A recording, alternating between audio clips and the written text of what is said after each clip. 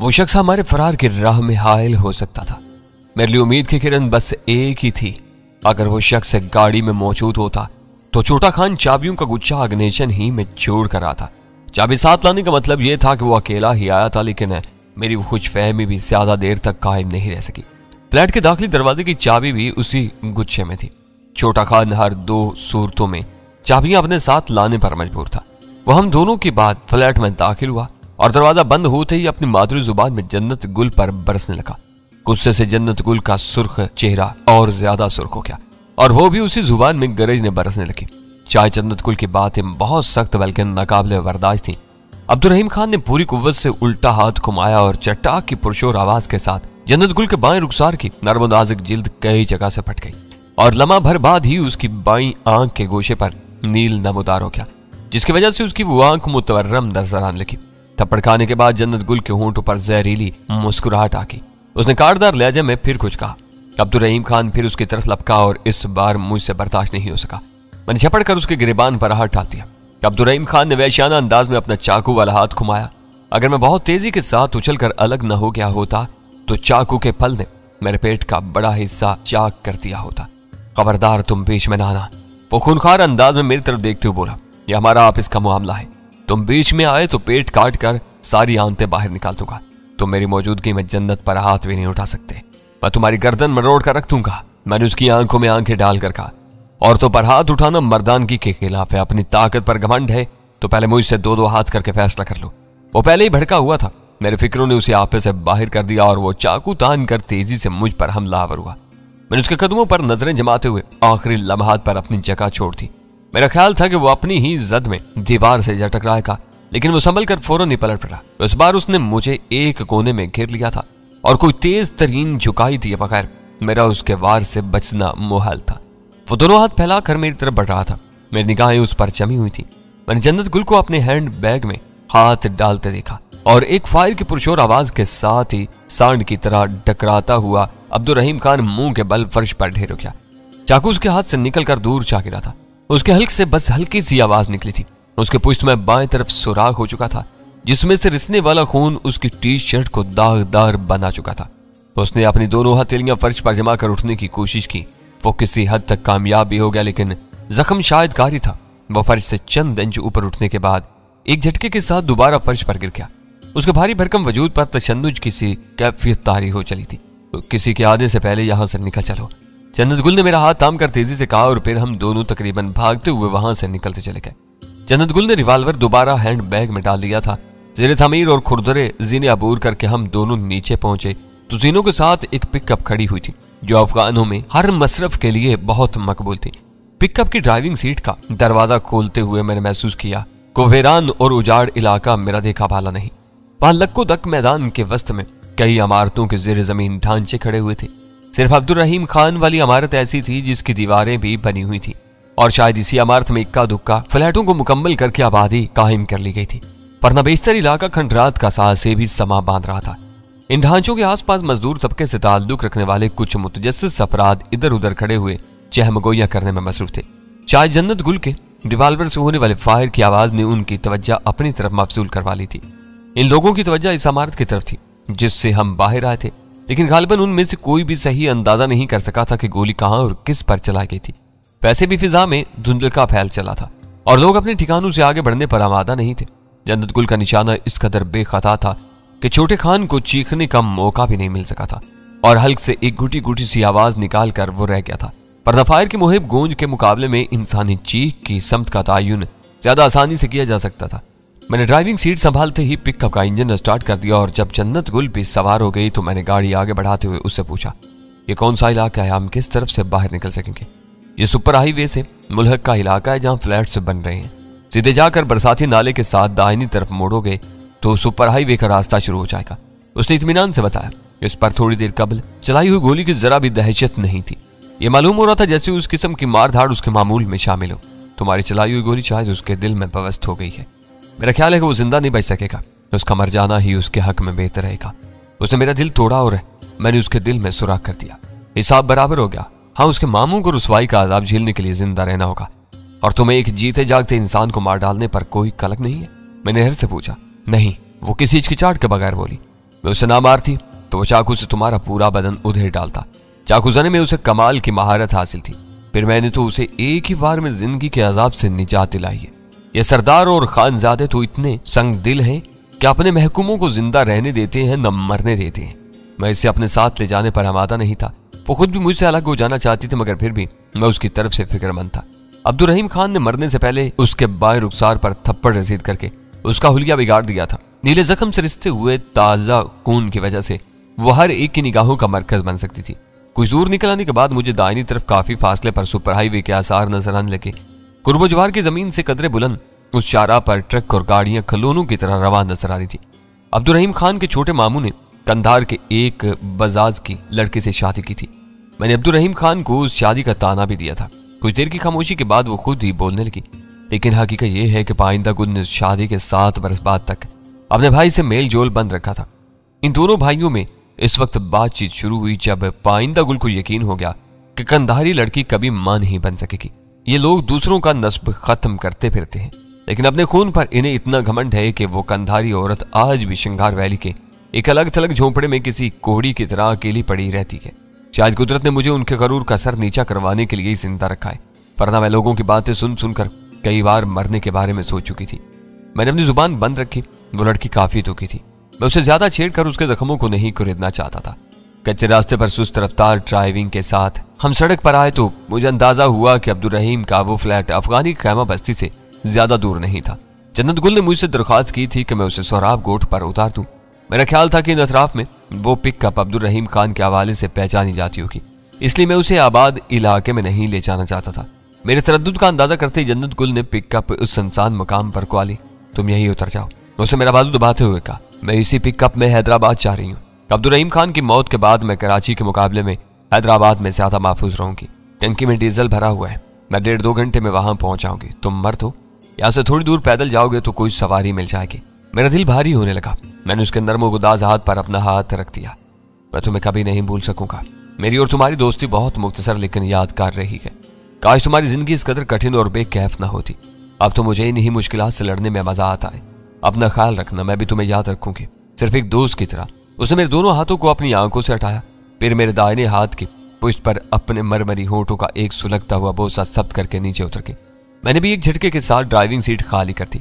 दोस्तियां और जज्बाती रफाकतें कितनी गहरी क्यों ना हो, इनमें रिश्तों वाली मजबूती और पायदारी कभी पैदा नहीं होती। किसी न किसी मोड़ पर मसलहतें और मफादात आड़े आ जाते हैं और फिर हर फरीक का रास्ता दूसरे से जुदा होता है। जन्नत गुल ने घूमकर ड्राइविंग सीट पर बैठने से पहले मुझे गर्मजोशी के साथ हाथ मिलाया, फिर पिकअप स्टार्ट करके यू टर्न लिया और तेजी के साथ हैदराबाद की समत में रवाना हो गई। मैं कुछ देर तक वहीं खड़ा दूर होती हुई पिकअप को देखता रहा और फिर सर झुकाकर उन रोशनियों की तरफ चल दिया जो सोहराब गोट के कुर्बोचवार की आबादी की निशानदेही कर रही थी। पैदल तय करने के लिए वो फासला खासा तवील था। मैं चंगी नाले के पुरहजूम इलाके से गुजरा तो फिजा में अंधेरा गहरा हो चुका था। मैंने पहली खाली टैक्सी हासिल की और एक सबर आजमा कैद से निजात के बाद शरफाबाद की तरफ रवाना हो गया।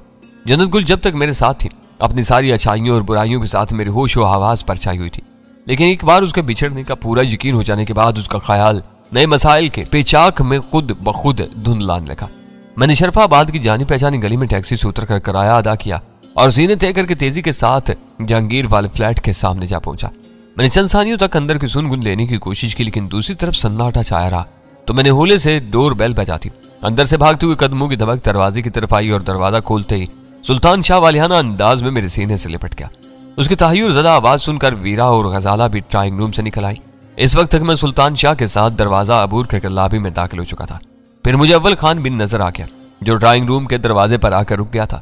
मैं बारी बारी उन चारों से मिलता हुआ ड्राइंग रूम में पहुंचा तो मेरे ऊपर हर तरफ से सवालात की बौछार कर दी गई। इस वक्त मैं वाज़े तौर पर देख रहा था कि मेरी खैर आफियत के साथ वापसी पर गजाला सबसे ज्यादा खुश नजर आ रही थी और उसके लिए अपनी इस खुशी को छुपाए रखना दुश्वार हो रहा था। आज मैंने बहुत बड़ा जुआ खेला था जिसमें मुझे नाकामी नहीं हुई। अव्वल खान ने पुरजोश अंदाज में कहा, कल इन लोगों ने शहीद मिल्लत रोड पर सुल्तान शाह को घेरने की कोशिश की थी, लेकिन मेरे आदमी ने उन पर इतनी जबरदस्त फायरिंग की कि वो भागने पर मजबूर हो गए। हो सकता है कि उनमें से एक आध मर भी गया, एक मरा था। मैंने उसकी बात काटते हुए कहा, उसकी तदफीन आज हुई है। गुड, वो खुश होकर बोला। वो खबर मिलने के बाद ही मैं शाम की परवाज से कराची आ गया था। इस वक्त मुझे पहली बार अंदाजा हुआ कि वो लोग पेशावर में बड़े खान की हवेली के गहराव के बावजूद अपनी जिद पर अड़े रहेंगे, जिसके नतीजे में तुमको कोई भी नुकसान पहुंच सकता है। मेरे लिए वो सूरत हाल बहुत तशवीशनाक थी।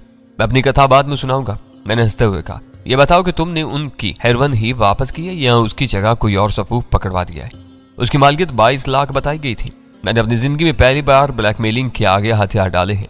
अव्वल खान के लहजे से कलक का इजहार हो रहा था और बकिया तीनों इतनी दिलचस्पी के साथ उसकी तरफ मुतवज्जा थे जैसे कहानी का वो हिस्सा उनके लिए नया हो। वो कह रहा था, इंसानों को यरगमाल बनाकर सौदेबाजी करने वाले पेशावर लोग बहुत शातिर और खतरनाक होते हैं। ट्रिल्डाइन के दफ्तर से हाथ आने वाली हेरोइन मेरी ही तहवील में थी। मैंने आज उसके आदमी को एक होटल में मिलने का पैगाम दिया था। 4 बजे अब्दुल रहीम खान आया तो मैंने हेरोइन उसे लौटा दी। इस वक्त से मेरे दिल की अजीब हालत थी और मैं डर रहा था कि कहीं हेरोइन लेने के बाद वो अपने वादे से न मुकर जाएं। लेकिन शुक्र है कि वो लोग जुबान के पक्के साबित हुए। तुम्हें देर जरूर हुई है लेकिन तुम लौट आए हो। अब्दुल रहीम खान की इजाजत मिलने से पहले मैं आजाद हो चुका था। मैंने कहा, बस वह इन वक्त पर पहुंच गया और उसके नतीजे में अपनी जान से हाथ धो बैठा। उसकी लावारस लाश अब किसी हमदर्द के मुंतजिर होगी। इन लोगों के इसरार पर मैंने अपनी कथा छेड़ दी। जन्नत गुल के बारे में मैंने बहुत इख्तिसार से काम लेते हुए सिर्फ इतना बताया कि वो अपने महबूब और उसके मामू से बागी हो चुकी थी, इसलिए मेरा साथ देने पर तुल गई। उसका मकसद इन दोनों को जिक पहुंचाना था और इसी चक्कर में अब्दुल रहीम खान उसकी गोली का निशाना बन गया। मेरी एहतियात के बावजूद वीरा और गजाला की आंखों में बेयकीनी के आसार दूर ही से पड़े जा सकते थे, लेकिन मैंने उन दोनों की तरफ ध्यान दिए बगैर अपनी कहानी पूरी कर डाली। मैंने अपने और माफिया के ताल्लुक पर जुबान नहीं खोली थी। अब्दुल रहीम खान के कत्ल की खबर अव्वल खान के लिए अचंभे का सबब साबित हुई, क्योंकि वो शाम के 4 बजे उससे मिला था तो उसके वहमो गुमान में भी नहीं था कि सौदेबाजी मुकम्मल हो जाने के बाद वो यूं अचानक मारा जाएगा। सरदार पाइंदा गुल वाले किस्से में सब लोग किसी न किसी तरह मुलव्विस रहे थे, लेकिन सबके पास अधूरी कहानियां थी जिन्हें यकजा किए बगैर वो सब बेसुरोपा महसूस हो रहा था। हम लोग काफी देर तक उसी बहस में उलझे रहे। फिर गजाला को मेरे बल्कि सब लोगों के खाने का ख्याल आया और वो वीरा के साथ वहां से उठ गई। ये बताओ कि तुम्हारी अचानक वापसी से अल्बर्टू वाले मामलात पर तो कोई असर नहीं पड़ा होगा? मैंने अंगड़ाई लेते हुए अव्वल खान से दरियाफ्त किया। बज़ाहिर तुम्हारे वहां से इतनी जल्द है गुल खुलासी के आसार नहीं थे। खां वो मेरी तरफ झुक आया। तुम आज बेफिक्र होकर आराम कर लो, कल रात एक मुहिम दरपेश होगी। इस्लामाबाद के तमाम मामलात में अपने कमांडर को सौंप आया हूं। उन्हें निपटाने के लिए शायद मेरी जरूरत पेश नहीं आएगी। कल रात की मुहिम की नौयत क्या होगी? मैंने तजस्सुस के साथ सवाल किया। उसने एक नजर सुल्तान शाह की तरफ देखा और कहा, वीरा ने इस्लामाबाद के वाकयात के बारे में उन लोगों को ब्रीफिंग दे दी है और शायद ये भी बता दिया है कि अल्बर्टू कर्नल जैसी जोन्स के लिए काम कर रहा था। अगर कोई खुफिया बात करनी हो तो मैं बाहर चला जाता हूँ। सुल्तान शाह ने उसकी बात काटते हुए फौरन ही पेशकश कर डाली। बाद में अंदर लौटाऊंगा। मुझे मालूम है कि जफर के रूप में अल्बर्टू क्या कुछ कर रहा था। बेवकूफ हो तुम यार। अव्वल खान हंस कर बोला, मेरे कहने का मकसद सिर्फ ये था कि मुझे पुरानी बातों का आदा करने की जरूरत नहीं है। तुम हर बात से वाकिफ हो। टेलीफोन के महकमे में ओलियानों का फैक्स मुनक़ता करके उस नंबर पर जो खुफिया मशीन लगाई गई थी उस पर आज ही जफर के नाम एक गुमनाम पैगाम आ रहा है जो पुराने पैगाम के तसलसल में है और इसी रस्मुल खत में लिखा हुआ है।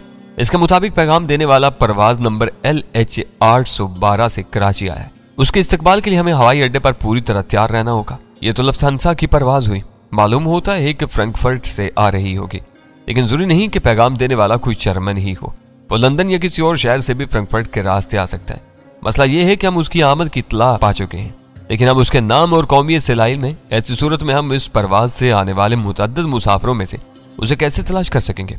तुम्हारे रिकॉर्ड से कर्नल जैसी जोन्स और उसके आदमियों के बारे में क्या मालूमात हासिल हो सकती हैं? कुछ भी नहीं, उसने मायूसी के साथ कहा। इसके बारे में मुख्तसर कवायफ हमारे रिकॉर्ड में जरूर मौजूद है, लेकिन तफसील नहीं है। दरअसल वो एशियाई मुल्कों की तरफ मुतवज्जा ही नहीं था, इसलिए शायद उसके बारे में ज्यादा काम करने की जरूरत महसूस नहीं की गई थी। इस नाकाफी पैगाम का मतलब है कि अल्बर्टू से पहचानता था। सुल्तान शाह बोला, वो तो बहुत से लोगों को पहचानता होगा, लेकिन वो जहन्नुम वासिल हो चुका है और हम अंधेरे में है। फिर यह जरूरी भी नहीं कि कर्नल जैसी जोन्स खुद ही यहाँ आ रहा हो। सुल्तान शाह ने इस मसले पर दिमाग सूजी शुरू कर दी थी। वो मुबहम पैगाम उसके किसी आदमी की तरफ से भी हो सकता है। इन खामियों की वजह से हम ये मौका ज़ाया नहीं कर सकते। मैंने अपनी जगह पर पहलू बदलते हुए कहा, हमें कल एयरपोर्ट पर बर वक्त पहुंचना होगा। हो सकता है कि वो अपनी किसी बुखलाहट की वजह से खुद ही हमारी नजरों में आ जाए। इस बारे में एक और इम्कान पर गौर किया गया था कि फ्रैंकफर्ट से उस परवाज पर सवार होने वाले मुसाफिरों के इमिग्रेशन कार्ड की तफसीलात हासिल कर ली जाए। त्यारे में बोर्डिंग मुकम्मल होने से यहाँ परवाज तक पहुंचने तक 7-8 घंटे का वक्त मिल जाता है, जबकि फैक्स पर मतलूबा मालूमात चंद मिनट में यहाँ आ सकती हैं। लेकिन ये रास्ता भी काबिल अमल नहीं है। अव्वल खान इस बारे में गहरे इस्तराब में मुब्तला नजर आ रहा था। ये तजवीज़ जानदार मालूम होती है। त्यारे पर सवार होने से पहले इमिग्रेशन कार्ड में सफर की पिछली और अगली मनाजिल के अलावा सफर का मकसद भी दर्ज करना होता है। इन कवायद से भी कोई ना कोई सुराग मिल सकता है। सबसे बड़ी बात यह है कि मुसाफिरों के नामों की मुकम्मल फहरिस्त और उनकी कौमें मालूम हो सकती हैं। मैंने मुसरत का इजहार करते हुए कहा, ऐसा रिकॉर्ड किसी कीमत पर नहीं मिल सकता। अव्वल खान के जवाब ने मेरी उम्मीदों पर ओस डाल दी। जब से हाई जैकिंग वगैरह की वारदातों में इजाफा हुआ है, गैर मुल्की कंपनियां ऐसे रिकॉर्ड को इंतहाई खुफिया रखने लगी हैं। किसी खास मुसाफिर का नाम ही पूरी परवाज के लिए खतरा बन सकता है। अपने मतलूबा शख्स को राह से हटाने के लिए आलमी दहशतगर्द या किसी खास मुल्क के सीक्रेट एजेंट त्यारे को दौरान परवाज उड़ाने की कोशिश भी कर सकते हैं। त्यारे के मंजिल मकसूद पर पहुंचने तक ऐसा रिकॉर्ड खुफिया और सील रखा जाता है। इस असूल से इस्तिस्ना हासिल करना नामुमकिनात में से है। इस बारे में सुबह बात होगी। अव्वल खान ने गहरा सांस लेकर अपनी जगह छोड़ दी। मेरे लिए आज का दिन बहुत लंबा हो गया और तुमको भी आराम की जरूरत है। गजाला ने खाने के लिए उसे रोकने की कोशिश की, लेकिन उसने मुस्कुरा कर उसे याद दिलाया कि उसकी बीवी भी घर पर उसका इंतजार कर रही होगी, जबकि मुझे गजाला की तवज्जो की जरूरत थी। गजाला लाजवाब हो गई और अव्वल खान रुखसत हो गया। तुमने अपने शुबहात को हकीकत साबित करके ही दम लिया। खाने की मेज पर गजाला ने बात छेड़ दी। वीरा ने अल्बर्टो के बारे में जो डरावनी कहानियां सुनाई हैं, उनसे दिल दहल कर रह गया है। उसका भी इस आदमी ने बेचारे जफर का न जाने क्या क्या हशर किया होगा। इसका तो अब कुछ पता ही नहीं चल सकता। इस बात में कोई शुबा नहीं कि जफर की असलियत पर सबसे पहले डैनी ने शुबा किया था। वीरा ने खिलो दिल के साथ एतराफ किया, मेरा तो जिक्र ही अलग है। अव्वल खान भी डैनी के ख्याल से मुत्तफिक नहीं था, हालांकि इस शुबे की बुनियाद तुमने डाली थी। जफर और अल्बर्टो के करीबी शुबहात का इल्म होने के बाद ही मैंने उसकी हरकतों का तनकीदी जायजा लेना शुरू किया था, वरना यह बात आज भी सामने ना थी। वीरा मेरी तरफ देखते हुए हंस पड़ी। मालूम होता है कि तुम्हारी खोपड़ी में कोई रेडार लगा हुआ है जो हर वक्त और हर समत में काम करता रहता है। शीशे बगावत के बाद तुम्हारी सोच बदल कर रह गई है। गजाला को इन बातों से ज्यादा अल्बर्टो की सनसनीखेज सरगर्मियों में दिलचस्पी थी। उसने फौरन ही गुफ्तगू का रुख अपनी पसंदीदा मौजू की तरफ मोड़ते हुए पूछा, धमाके से फटने वाले इन बंदरों का क्या बना जिनके जिस्मों में बिल्कुल नई किस्म के ताकतवर कैमरे लगे हुए थे? कुछ धमाकों से फट गए, जो जिंदा हैं उनकी हिफाजत की जा रही है ताकि उनकी काट छांट करके उन कैमरों की असल कारकर्दगी का अंदाजा लगाया जा सके। इस काम के लिए बाहर से आने वाले किसी माहिर का इंतजार है। सरदार पाइंदा गुल के आदमियों की तरफ से निगरानी और डराने धमकाने का सिलसिला ना शुरू किया गया होता तो शायद तुम अभी तक इस्लामाबाद में बैठे रहते। गजाला ने शिकायत भरे अंदाज में सवाल किया। मैं वहां भी मसरूफ था। तुम वीरा से पूछ सकती हो कि हमारी कितनी रातें भाग दौड़ में बर्बाद हुई हैं। गजाला हंसने लगी। तुम दोनों हर वक्त यकजुबान रहते हो। मुझे मालूम है वीरा तुम्हारी बात की तायद करेगी। आखिर को वो भी इस्लामाबाद में तुम्हारे साथ ही रह रही थी, तुम्हारे साथ ये भी भागती दौड़ती रही होगी। वीरा ने उसके जुमलों में पोशीदा तंज को भांप लिया और तल्ख से मुस्कुराहट के साथ बोली, ये तुम्हारी खाम ख्याली है। डैनी मुझसे अपना मतलब निकालने के बावजूद मुझसे बहुत सी बातें पोशीदा रखता है और मैं पूरी कोशिश के बावजूद इन बातों से लाइल्म ही रहती हूँ। मेरा यह हाल है कि मेरे कार्ड्स हर वक्त तुम्हारे सामने रहते हैं। मैं इसका इशारा समझ गया, लेकिन मुझे अपनी मुदाफत में कुछ न कुछ कहना ही था। हो सकता है कि बाज़ औक़ात तुमको ऐसा महसूस होता हो, लेकिन हकीकत इसका बरअक्स है। मैं दीदा दानिस्ता तुम्हें अंधेरे में रखने की कोशिश नहीं करता। तुम हिसास तरीन मामलात में भी मेरे अहम राजों में शरीक रही हो। जब तुम चाहते हो मुझे अपना हमराज बना लेते हो और जब चाहते हो बिल्कुल अलग कर देते हो। वीरा मेरी तरफ देखती हुई बोली, अब तुम सरदार पाइंदा गुल वाले वाक़े ही क्यों ले लो? अगर मुझे मजबूरन अव्वल खान से रजू न करना पड़ता तो मेरे फरिश्तों को भी इल्म न हो पाता कि इन वाक़यात का ताल्लुक माफिया और ट्रेड लाइन पर आने वाली तबाही से। अव्वल खान ने भी अपनी झोंक में कुछ बातें बता दी थी, लेकिन जो ही उसे मेरी लाइल्मी का एहसास हुआ उसने सख्ती के साथ अपनी जुबान बंद कर ली। मुझे ये बताओ कि 22 लाख की हेरोइन से तुम्हारा क्या ताल्लुक था? क्या तुम माफिया की तबाही के बारे में इसी कदर मासूम और बेखबर थे जितना खुद को जाहिर करते रहे थे?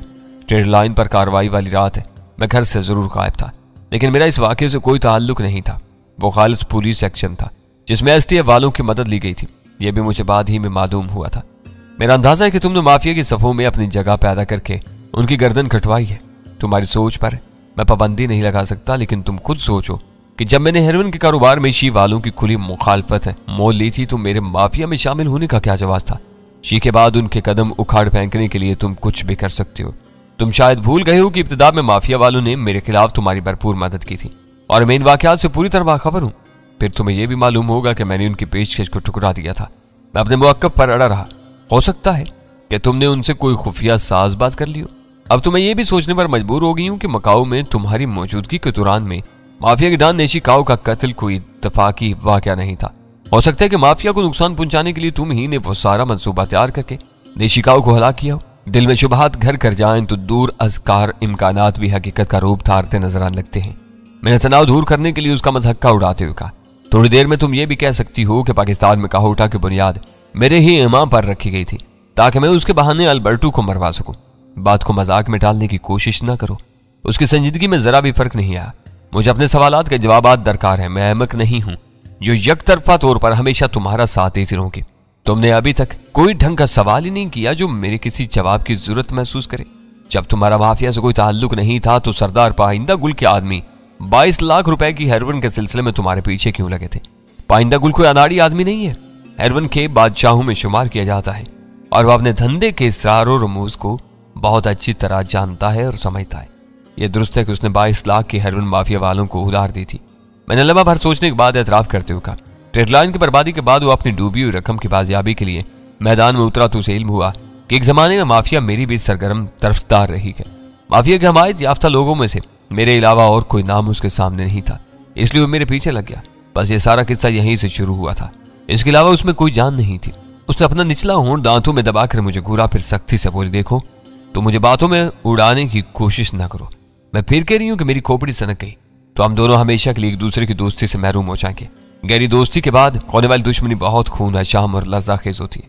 उसकी आंखों से मुतरशिक कबीदगी से जाहिर हो रहा था कि वो धमकी को अमली जामा पहनाने का इरादा रखती थी। तुम दोनों तो वाकई लड़ने के मूड में मालूम होते हो। गजाला ने बढ़ती हुई तलखी का अंदाजा लगाते हुए हमारी गुफ्तगू में दखल दिया। फिर वीरा से मुखातब हो गई, सच बात यह है कि डैनी मुकाओ के बारे में तुमसे कोई गलत बयानी नहीं कर रहा। निशिकाओ के खत्म की दीदा दिलराना वारदात पर हर शख्स हैरान रह गया था। इस वक्त तक हम तीनों तो डॉन क्वांगफू के आदमियों की कड़ी निगरानी में थे। मेरा मशवरा है कि तुम मेरे और डैनी के झगड़े में दखल अंदाज न हो। वीरा ने बहुत हलीमी के साथ गजाला को मशवरा दिया। तुम डैनी को एक सादतमंद बीवी की नजरों से देखती हो, इसलिए तुम्हें इसकी हर सच्ची और झूठी कहानी पर यकीन आ जाता है। बाज़ औक़ात तुम इसकी सदाकत पर शुबा करते हुए भी अपना यकीन जाहिर करने पर मजबूर हो जाती हो, लेकिन मेरा मामला मुख्तलिफ है। मैंने इसे दोस्त और दुश्मन के हर रूप में आजमाया है और मेरी अटल राय यह है कि इससे ज्यादा मक्कार और आयार शख्स दुनिया में मौजूद नहीं है। हमें अगवा करने वालों ने जो बातें की थी उन्होंने मुझे चकरा कर रख दिया था। मेरा ख्याल है कि मेरे बेहोश होने के बाद डैनी ने उनसे खुलकर बातें क्यों की। मेरी उनसे ज्यादा बात नहीं हुई। मैंने उसे समझाना चाहा, वो मुझसे 22 लाख रुपए या इस हेरोइन की वापसी का मुतालबा कर रहे थे जो ट्रेड लाइन के दफ्तर में दी गई थी। मैं उस किस्से से लाइल्म था, लेकिन वो कुछ सुनने पर आमादा नहीं थे। मुझे एक कंटेनर में भूखा प्यासा रखा गया था और तुम लोगों की तरफ से कार्रवाई शुरू ना होती तो शायद वो मुझे शिंगार वैली रवाना कर देते।